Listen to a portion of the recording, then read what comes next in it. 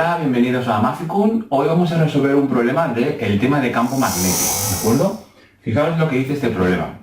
Fijaos, os presento el esquema este. Esto es una bobina unida a una membrana y esto es un imán. Esto es lo que hay dentro de un altavoz, ¿de acuerdo? Entonces lo que nos preguntan un par de cosas. La primera pregunta es que dicen, si por la bobina circula corriente continua en sentido horario visto desde arriba, ¿cómo se moverá la bobina? A ver, debemos recordar algunos conceptos del campo magnético.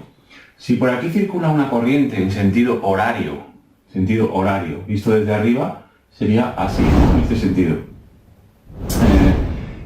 Cuando la corriente circule por la bobina, ¿qué va a ocurrir? Bueno, cualquier carga en movimiento, debéis recordar que genera un campo magnético, ¿vale? Entonces, cuando la corriente circule en sentido horario por esta bobina, corriente continua, se generará un campo magnético.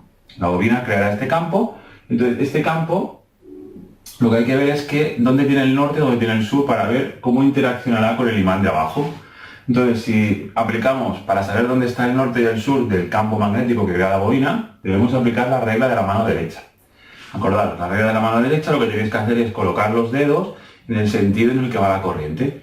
Como hemos dicho que el sentido, bueno, lo dice el problema, es horario, visto desde arriba. Si esto fuera como si dijéramos un reloj, el sentido horario sería así.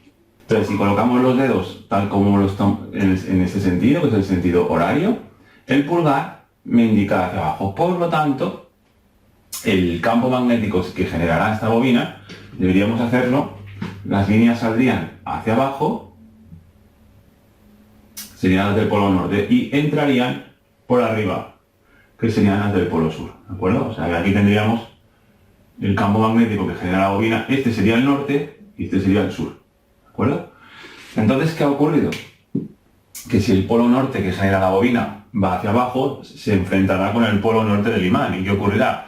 Polos del mismo signo se repelen, por lo tanto habrá una repulsión y la bobina subirá hacia arriba, ¿de acuerdo? Eso es lo que hará que la membrana, la cual está unida a la bobina, vibre y haga que el sonido se transmita, ¿de acuerdo? Entonces, la respuesta a la pregunta A es si la corriente circula en sentido horario y es corriente continua, la bobina subirá hacia arriba, ¿vale? Vamos a ver la siguiente pregunta. Nos preguntan también cómo se moverá la bobina si por ella circula corriente alterna. Fijaos que la diferencia está en que ahora la corriente que circula por la bobina es alterna. ¿Cuál es la peculiaridad de la corriente alterna? Es que la intensidad de la corriente alterna va cambiando de sentido un número de veces por segundo, ¿de acuerdo?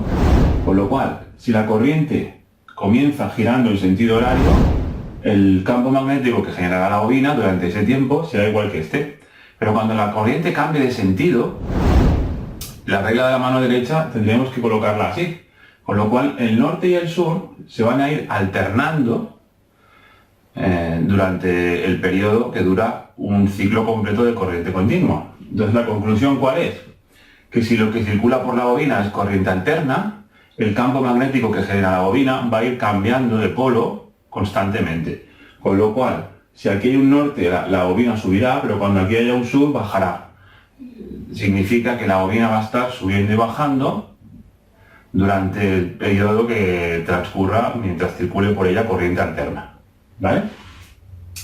Y por último, en el apartado B me preguntan si yo quisiera mayor fuerza de esta bobina, que se moviera con más fuerza, debería aumentar el campo magnético que genera la bobina. Entonces me preguntan un par de cosas. Simplemente me preguntan si aumentáramos el número de espiras de la bobina, ¿esto aumentaría el campo magnético que genera la bobina? Pues sí.